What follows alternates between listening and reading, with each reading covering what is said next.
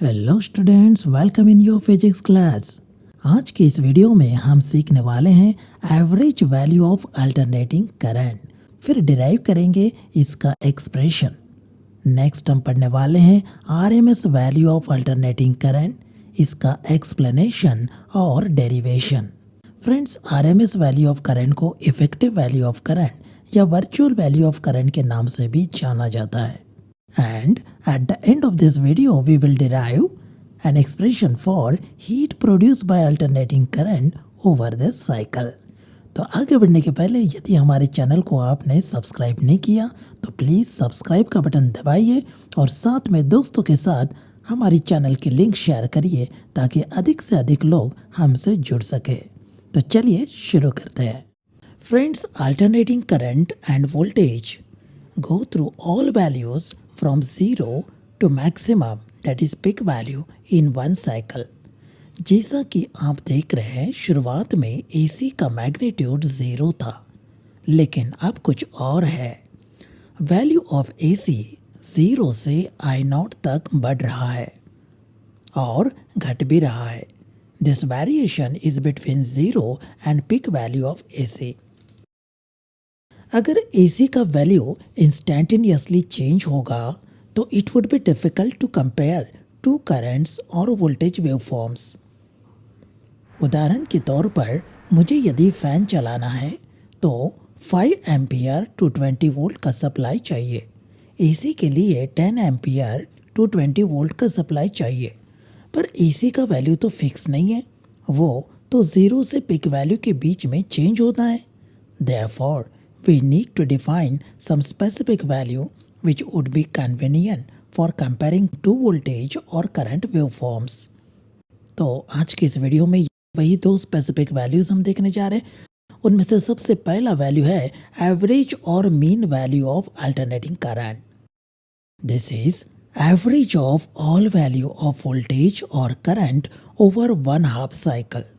Yes, 1/2 cycle. Now you would definitely question why half cycle. Let me clear it. Friends, इस पूरी cycle में half value positive आ रही है और half value negative. यदि आप एवरेज लेने चाहेंगे तो आपको सम करना पड़ेगा AC की ऑल वैल्यूज़ की, तो आपको आधी वैल्यू पॉजिटिव मिलेगी और आधी वैल्यू इक्वल नेगेटिव मिलेगी, जिसका टोटल 0 होने के चलते आपको एवरेज ओवर द साइकिल 0 मिलेगा। क्लियर? इसीलिए हम average over the half cycle define करेंगे। फ्रेंड्स, एवरेज का मतलब सिंपल अरिथमेटिक मीन्स से ही है, पर यहाँ AC का magnitude I equals I0 sin omega t है। ओमेगा t ये फेज है और इसे हम थीटा से रिप्लेस करते हैं, तो इक्वेशन कुछ इस प्रकार से बन गया। यहाँ theta equal to omega t है, hence its value varies continuously with time. Therefore, value of AC also varies continuously. इसलिए आपको यहाँ 2-4 वैल्यूज़ नहीं बल्कि 0 से लेके I0 तक इनफाइनेट वैल्यूज़ मिलेगी जो कंटिन्यूसली वैरी हो रही है। इसलिए इनका एडिशन सिंपल अलजेब्रिक रूल के बजाय हम इंटीग्रेशन से करेंगे। तो फ्रेंड्स, सबसे पहले हम टोटल करेंगे सभी वैल्यूज़ की, और ये हम हाफ साइकिल चूज़ कर रहे हैं, मतलब टोटल करेंगे 0 to पाई तक के सभी वैल्यूज़ की। तो मैं इंटीग्रेशन की मदद से इसे ऐसे लिखूँगा। यहाँ I0 कांस्टेंट है तो इसे इंटीग्रेशन के बाहर रखते हैं और बाकी टर्म आप स्क्रीन पर देख रहे हैं।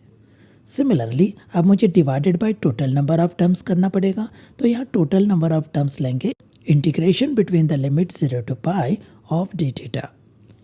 अब फ्रेंड्स, यहाँ हम इसको सॉल्व करने वाले इंटीग्रेशन के सिंपल रूल से। जैसे कि आप जानते हैं साइन थीटा का इंटीग्रेशन माइनस कॉस थीटा होता है, तो मैं यहाँ पे माइनस कॉस थीटा लिख लेता हूँ और लिमिट 0 और पाई यहाँ पे लिख लिया। सिमिलरली डी थीटा का इंटीग्रेशन थीटा बनता है और लिमिट साथ में हमने रख लिया। लिमिट पुट करने के पहले यदि नेगेटिव साइन ब्रैकेट के अंदर में है तो कृपया उसे बाहर लीजिए ताकि हमें नेगेटिव का कोई कन्फ्यूजन क्रिएट नहीं होगा। cos pi minus cos theta divided by pi minus theta. Friends यहाँ पे मैंने सिंपल इंटीग्रेशन का रूल यूज़ किया हुआ है। जैसे कि आप जानते हैं पहले मैंने हायर लिमिट पुट किया, मतलब थीटा का वैल्यू पाई पुट किया, उसके बाद बाय डिफ़ॉल्ट नेगेटिव साइन यहाँ पे देना ही है और माइनस cos 0 लिखा, मतलब लोअर लिमिट पुट किया। सिमिलरली डिनोमिनेटर में भी हम ऐसा ही करेंगे। अब इसके बाद में cos पाई का वैल्यू -1 होता है और cos 0 का वैल्यू 1 और cos 0 का वैल्यू 1, तो ऊपर डिनोमिनेटर में आपको -2 मिल रहा है। ये -2 जब सामने वाले नेगेटिव साइन से मल्टीप्लाई हो जाएगा तो आपको मिलेगा +2 और बचा हुआ term I0 upon pi as it is. तो फ्रेंड्स यहाँ पर पाई का वैल्यू 3.14 हम पुट कर लेंगे और इसे सॉल्व करेंगे तो हमें मिलेगा average value of AC over the half cycle is 0.637 times I0. Similarly, average value of alternating current can be defined as 0.637 times E0. तो ठीक है दोस्तों, इस प्रकार से हम एवरेज वैल्यू और mean value of AC calculate करते हैं। अब हम चलते हैं second term RMS value of AC पर। वोल्टमीटर या अमीटर का इस्तेमाल डीसी को मेज़र करने के लिए होता है। क्या ये सेम इंस्ट्रूमेंट एसी को मेज़र कर सकते हैं? जवाब है ना, क्योंकि ammeter average value of current measure करता है और डीसी में ये चलता है क्योंकि उसका वैल्यू कांस्टेंट रहता है। पर एसी में लगातार मैग्नीट्यूड भी वैरी होता है, साथ ही साथ डायरेक्शन भी चेंज होते रहता है।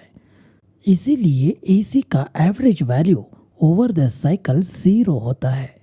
तो जब आप इसे डायरेक्टली अमीटर से गिनने जाओगे तो आपको 0 रीडिंग मिलेगा। इसका मतलब अमीटर से डायरेक्टली एसी को मेज़र नहीं किया जा सकता। एसी मेज़र करने के लिए हमें एक ऐसी क्वांटिटी यूज़ करनी होगी जो एसी के डायरेक्शन के साथ चेंज नहीं होती, that is independent of change in direction of alternating current. When electric current passes through the coil, it becomes hot.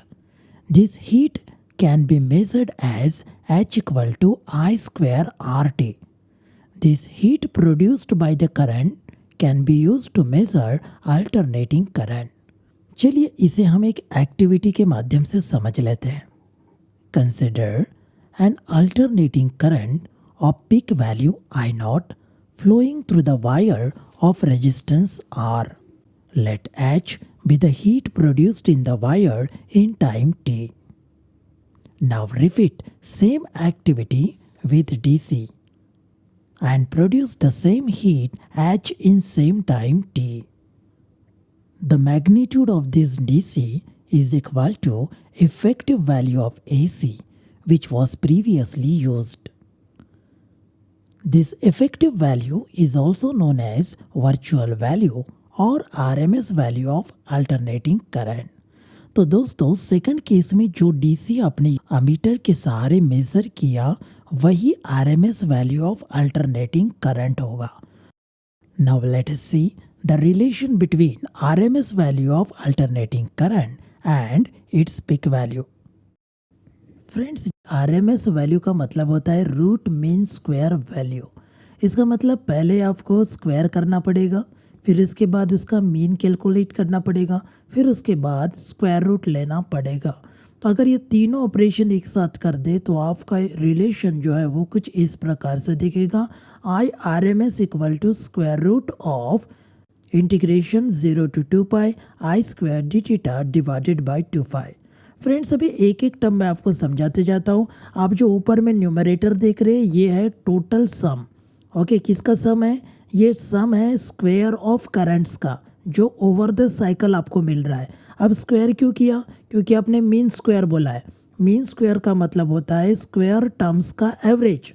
तो पहले आपने करंट लिया, इसको आपने स्क्वायर किया और ये स्क्वायर वाली प्रत्येक value over the cycle 0 to 2 पाई तक की सभी वैल्यू को या इंटीग्रेशन के माध्यम से ऐड किया।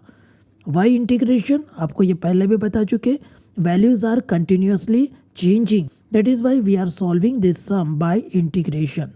डिवाइडेड बाय पूरी साइकिल के लिए आप देखो वैल्यू कितना मिल रहा है 2 पाई, तो यहाँ टोटल नंबर ऑफ टर्म्स 2 पाई है, इसलिए डिवाइडेड बाय में 2 पाई आ गया। करेक्ट। अब फ्रेंड्स जो न्यूमरेटर है हम इसको सेपरेटली सॉल्व करके आपको शो कर रहे हैं नीचे में, इसे आप इक्वेशन नंबर 1 बता दीजिए। अब i का value I not sine theta हमने यहाँ पे पुट किया तो स्क्वायर के साथ इस तरह से लिख लिया।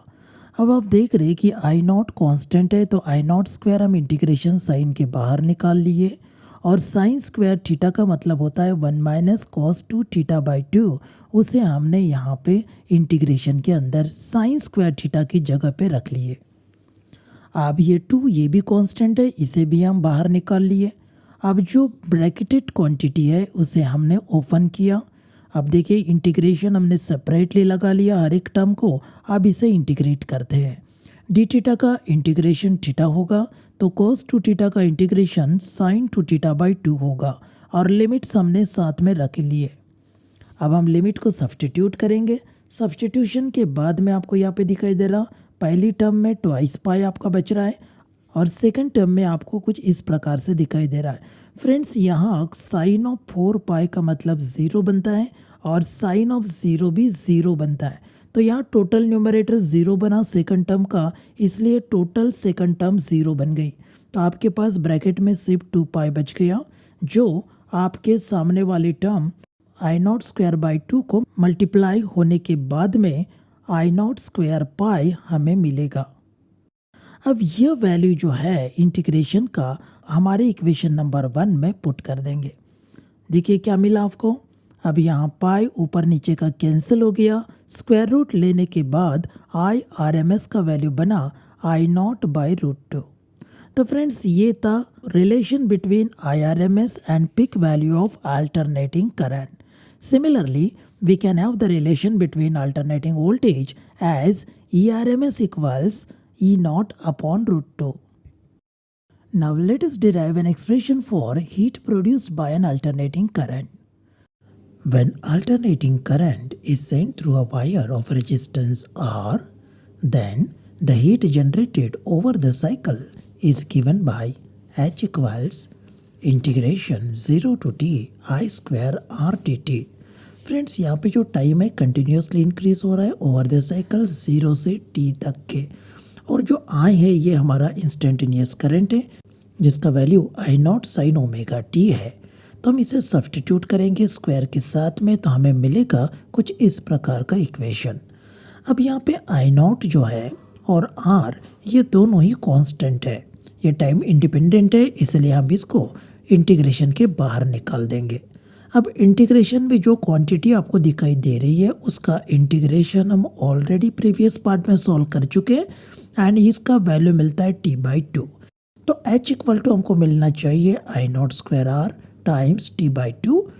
इसको हम इस प्रकार से लिख सकते हैं। फ्रेंड्स अब हम इस इक्वेशन में आई नॉट स्क्वायर बाई 2 को I R M S square लिख सकते हैं, क्योंकि आई आर एम एस का मतलब होता है आई नॉट बाई रूट 2, राइट। तो इसलिए मैंने इस इक्वेशन को इस प्रकार से लिख लिया। फ्रेंड्स आपने ये इक्वेशन डीसी में ज़रूर देखा होगा, वहाँ पे आई स्क्वायर आर टी हम लिखते थे, लेकिन आई के बजाय यहाँ पे आई आर एम एस लेते, अर्थात effective value of alternating current यहाँ पर हम ले रहे हैं।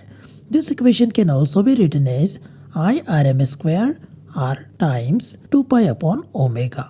तो in terms of angular frequency हम इसे ऐसा भी लिख सकते हैं। उम्मीद है दोस्तों आपको ये विषय समझ में आ गया। पसंद आए तो लाइक जरूर करना और दोस्तों के साथ शेयर करना ना भूले। फिर मिलेंगे नए वीडियो में। Bye bye.